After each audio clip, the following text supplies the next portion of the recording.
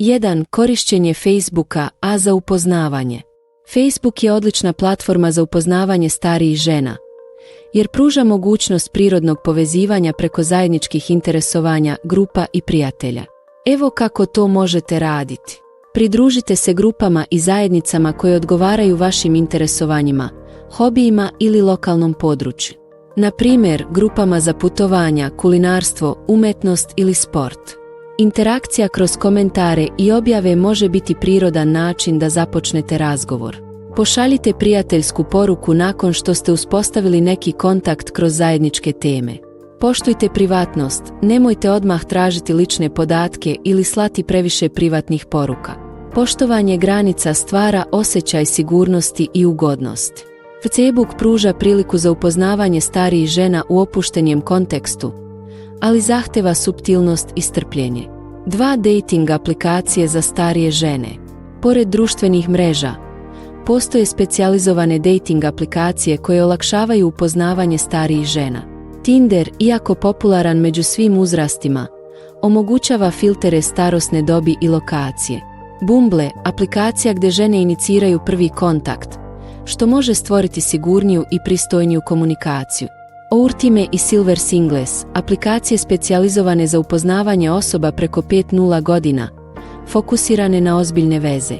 Kod korišćenja ovih aplikacija važno je ispravno popuniti profil, istaknite iskrene informacije, hobije i interese.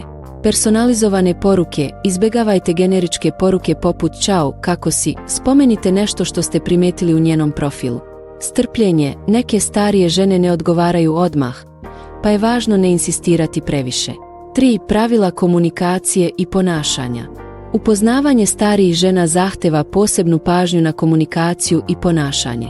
Budite pristojni i poštujte granice, nemojte koristiti vulgaran jezik ili previše intimne komentare odmah na početku. Slušajte i pokažite interesovanje. Starije žene često cene zrelost, iskrenost i sposobnost da slušate njihove priče. Izbjegavajte pritisak, ne žurite sa susretima ili zahtjevima za privatne informacije. Dajte vremena da se razvije poverenje. Budite iskreni, laži ili preuveličavanje često dovode do prekida komunikacije i gubitka poverenja. Pristojno ponašanje i pažljiv pristup povećavaju šanse za pozitivan ishod i izgradnju kvalitetne veze. 4. Savjeti za uspješan prvi kontakt. Kada odlučite da započnete razgovor sa starijom ženom, imajte u vidu nekoliko ključnih stvari. Otvorena pitanja. Postavljajte pitanja koja omogućavaju detaljnije odgovore i pokazuju iskreno interesovanje. Pohvalite, ali prirodno, umjesto kliše komplimenata. Fokusirajte se na specifične osobine ili interese koje ste primetili. Delite nešto o sebi, kratke zanimljive informacije o vašem životu pomažu u uspostavljanju ravnoteže u komunikaciji. Budite dosledni, redovno odgovarajte na poruke, ali ne pretjerujte sa slanjem više poruka odjednom.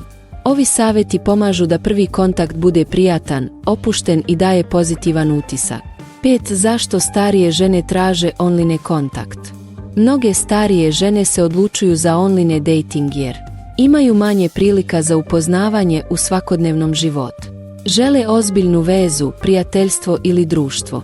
Vole da se povežu sa ljudima koji dele iste interese i životne vrednosti. Razumevanje ovih motiva pomaže da pristup bude usklađen sa očekivanjima i da komunikacija teče prirodno. 6. Zaključak.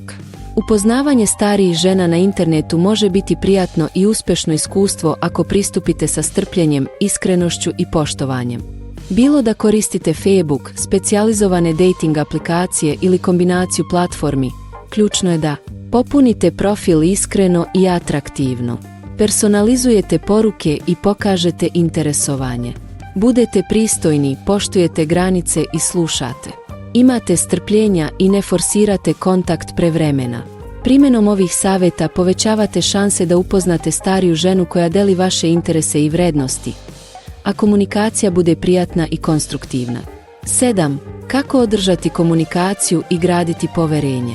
Jedan od najvažnijih aspekata upoznavanja starijih žena online je održavanje komunikacije i izgradnja poverenja. Ovo zahteva pažnju, doslednost i iskrenost.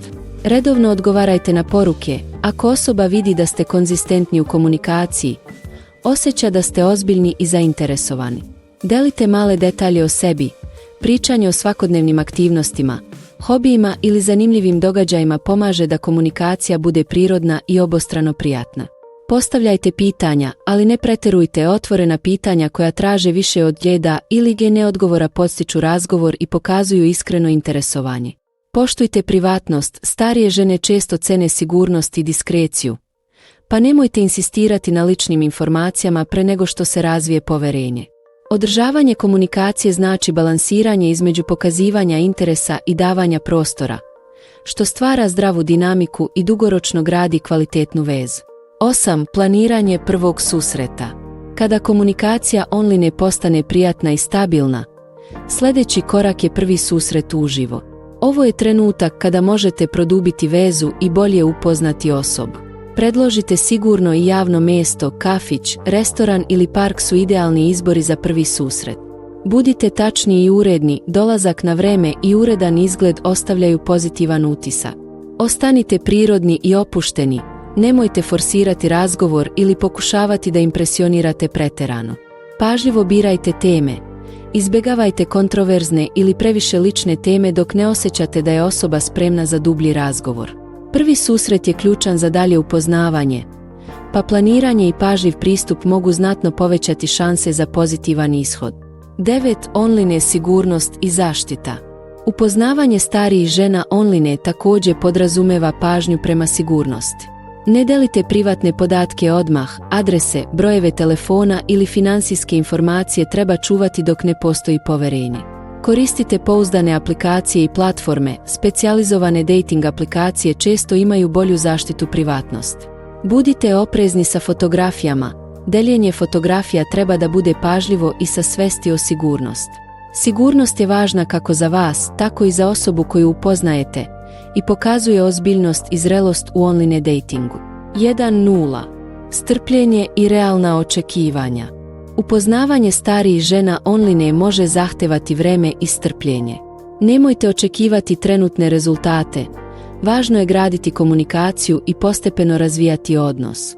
Ne odustajte lako. Ponekad je potrebno nekoliko dana ili nedelja da se razvije kvalitetna komunikacija.